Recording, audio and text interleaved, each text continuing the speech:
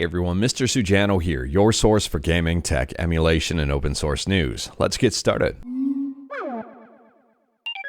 Alright, to kick things off, we're talking about God of War Ragnarok on PC. Now this game launched on PC just a few days ago on September 19th.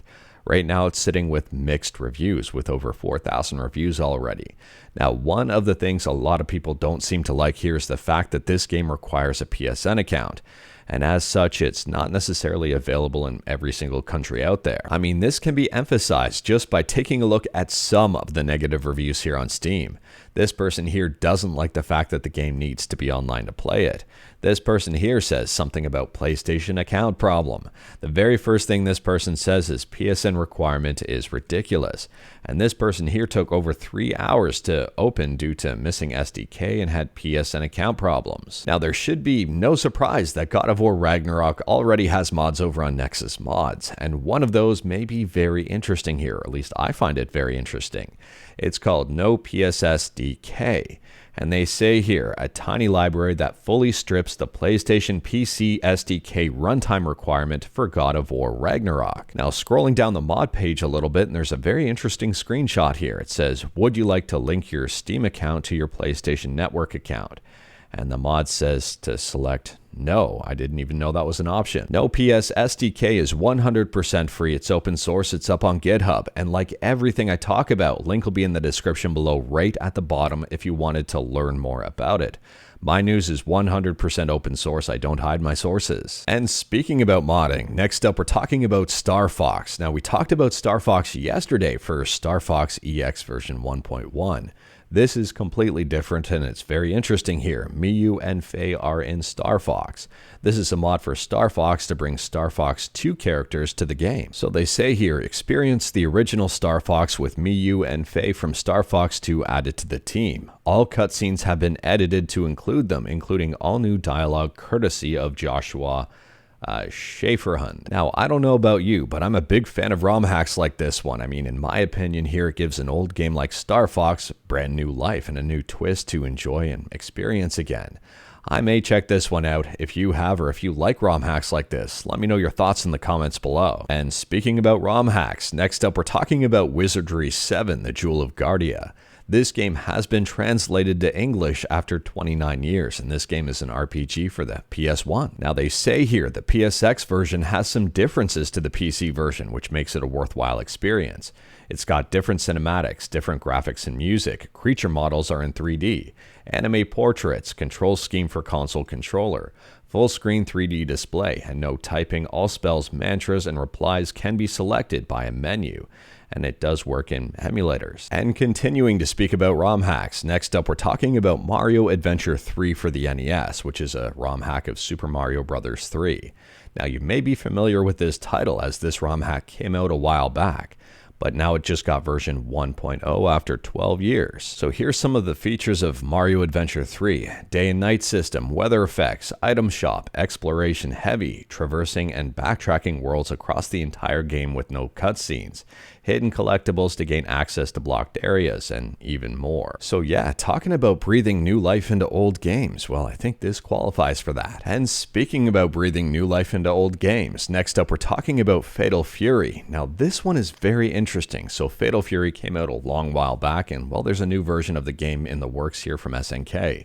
It's called Fatal Fury City of the Wolves, set to release in April of 2025. It is headed to PS4, PS5, Xbox, and PC. And for some reason, Cristiano Ronaldo has announced that he's going to be in the game. It's a very weird collaboration here, but one that may bring a bunch of new players into this series. Now, I don't know about you, but to me, this is very weird. It's a very weird collaboration. I don't know how Cristiano Ronaldo fits into Fatal Fury in terms of the story or the lore, the timeline, the combat, or really anything like that. I'm hoping the SNK team does a very good job to integrate him. Maybe it'll all work out. All I know is that CR7 stands for Subscribe to Mr. Sujano, and Ronaldo is popular worldwide, hugely popular worldwide still.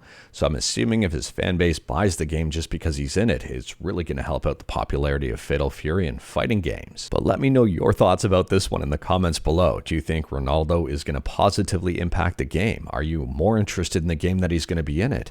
Would you buy the game simply because he's in it, or is something like this going to turn you off if they don't do a good job integrating them? And speaking about lore, next up we're talking about Sega, and Sega appears to be hiring a brand new position here called Archivist Lore.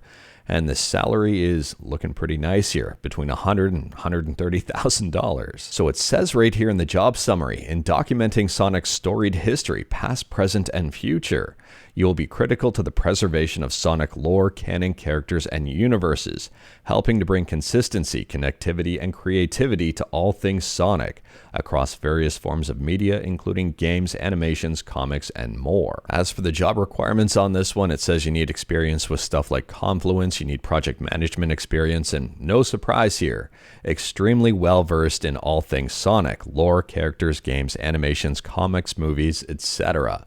If this job seems up your alley, again, check the link in the description below and hopefully you get it. Next up, we're talking about Steam, and Steam has just hit a massive milestone here with 38 million concurrent users.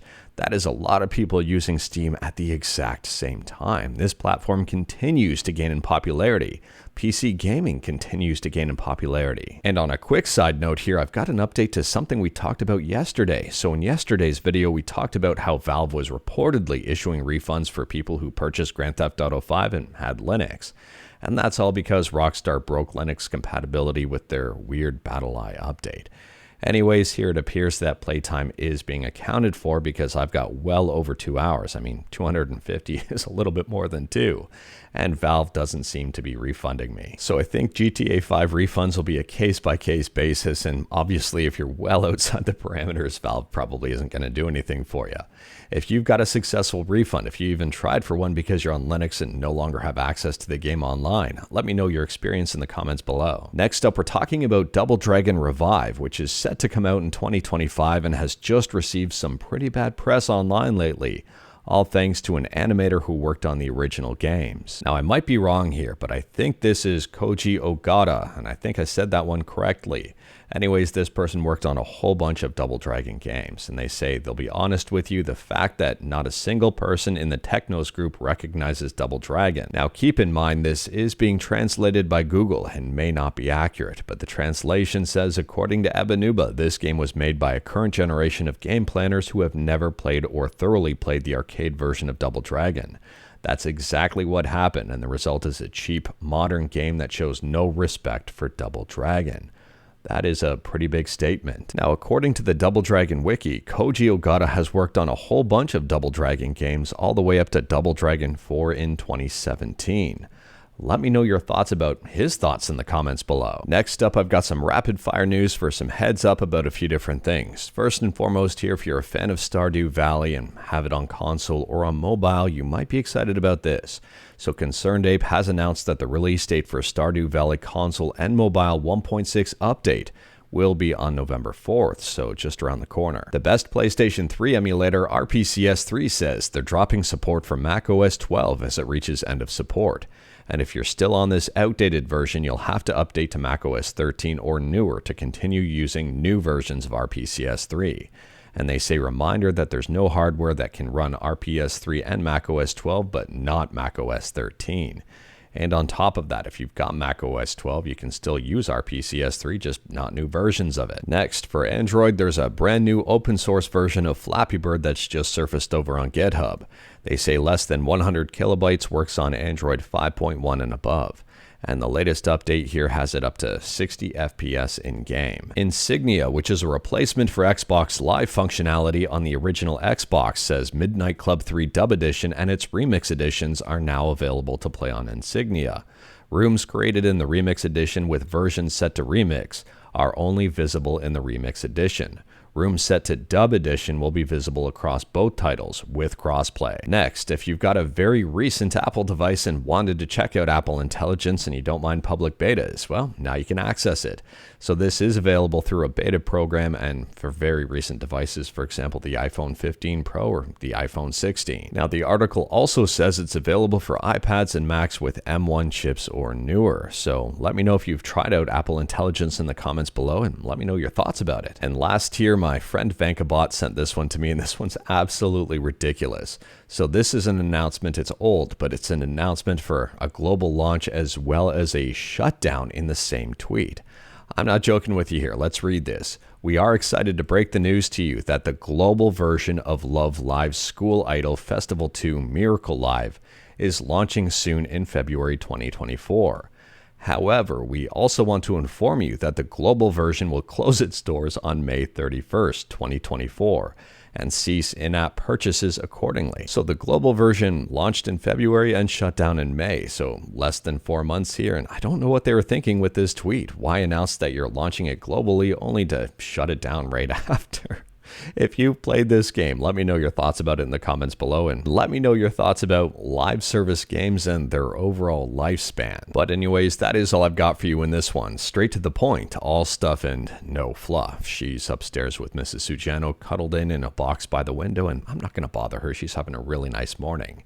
Anyways, we talked about a bunch. Let me know your thoughts about absolutely any of it in the comments below. If you like this video, leave a like. If you didn't like this video, leave a like. Hit that subscribe button. Check out my other videos. Don't tempt fate. Save your state.